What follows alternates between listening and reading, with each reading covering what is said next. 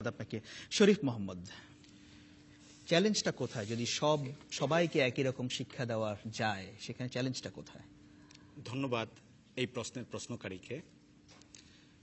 এই প্রসঙ্গটি আগেও আলোচিত হয়েছে। আমার মনে হয় আমাদের এই দেশে এই বৈচিত্র্য নিয়ে আমরা যতদিন চলব প্রশ্নটা আসবে, যতদিন পর্যন্ত এক না হবে।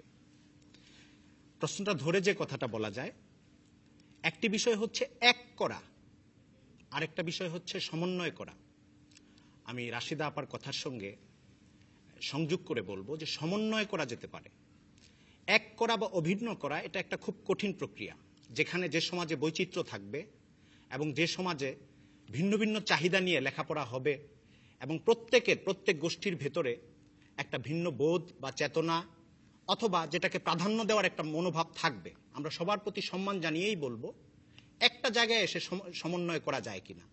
যেরকম প্রাথমিক শিক্ষায় ক্লাস 1, 2, 3 এই জায়গা পর্যন্তও যদি এমন হয় যে ভিন্ন ভিন্ন ভাবেই পড়তেছেন, যার যার সিলেবাস, ক্লাস 5-এ এসে কমন কিছু জায়গা, কমন কিছু বিষয় ঠিক করা, অথবা পুরা 5টা শ্রেণীতেই কমন কিছু বিষয় ঠিক করা, যেখানে এসে সমন্বয় করা যায়, আমার মনে হয় এটা করা দরকার, এটা করা সম্ভব এবং এতে জাতি উপকৃত হবে। মিস্টার শরীফ মোহাম্মদ, এখানে আপনি যেটা বলছেন যে বৈচিত্র্য থাকবে, সেটা কেউ অস্বীকার করছেন না যে বৈচিত্র্য থাকবে, কিন্তু যদি পঞ্চম শ্রেণী পর্যন্ত সবাই একই ধরনের বই পড়ে, একই বিষয় পড়ে, একই ধরনের কারিকুলাম থাকে, তাতে অসুবিধাটা কোথায়? অসুবিধা আসলে নাই, কিন্তু অসুবিধা যখন সৃষ্টি হয় কখন?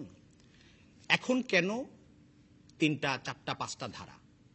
যখন এই বিষয়টা যাবে আমাদের মতো মানুষদের কাছে, তখন আমরা বলবো যে ধর্মভিত্তিক বোধ, চিন্তা, শিক্ষা সিলেবাসটা এভাবে থাকা উচিত।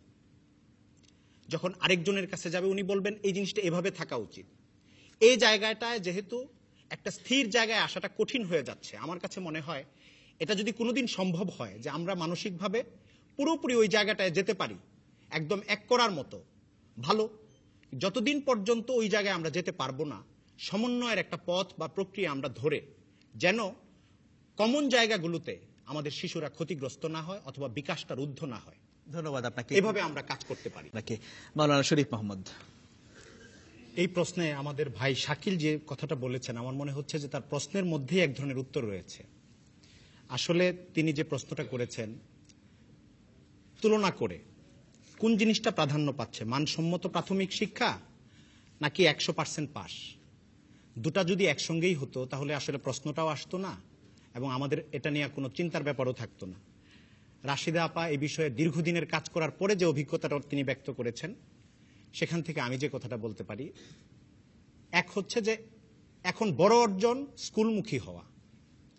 প্রায় 100% বাচ্চা স্কুলে আসছে, প্রাথমিক শিক্ষার আওতায় চলে আসছে, কিন্তু শূন্যতা অথবা গ্যাপ যেটা রয়ে গেছে সেটা হচ্ছে প্রবণতা ক্ষেত্রে আমরা দেখছি বেশি প্রাধান্য পাচ্ছে 100% পাস, এবং সেটারও একটা মনস্তাত্ত্বিক কারণ আছে। এর আগে এই বর্তমান শিক্ষা ব্যবস্থার আগে প্রাথমিক সমাপনী পরীক্ষার যে একটা ব্যাপার ছিল, এটা একটা সেতুর মতো।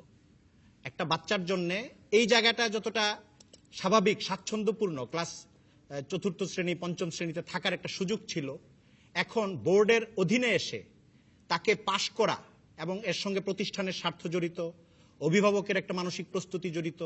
অর্থাৎ এই ছেলেটাকে এসএসসির সময় আগে আমরা যেটা দেখতাম যে দৃশ্যটা, সেই প্রত্যেকটা পরিবার সমাপনী পরীক্ষায় যারা অংশগ্রহণ করে বাচ্চারা, ঠিক ওরকম একটা মানসিক অবস্থা থাকে যে সে যোগ্যতা অর্জন না করুক, পরীক্ষাটায় পাশ করুক।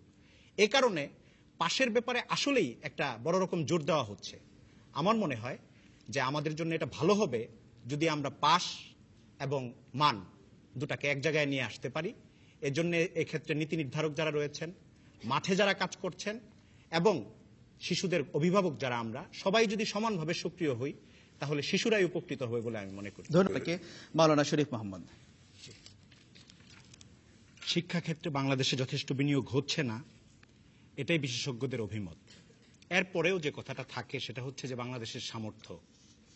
বাংলাদেশে যদি প্রত্যেকটা সেক্টরের দিকে তাকানো যায়, এটা সব সরকারের আমলেই এটা মনে হবে যে এই জায়গায় আরেকটু বিনিয়োগ হলে ভালো হতো, আরেকটু বিনিয়োগ হলে ভালো হতো। তারপরেও যে কথাটা বলা যায় যে একটা জাতির ভিত বা ভিত্তি হচ্ছে শিশু এবং শিশু শিক্ষা, তো সেক্ষেত্রে বিনিয়োগ আরো বৃদ্ধি হলে সেটা ভালো হয়।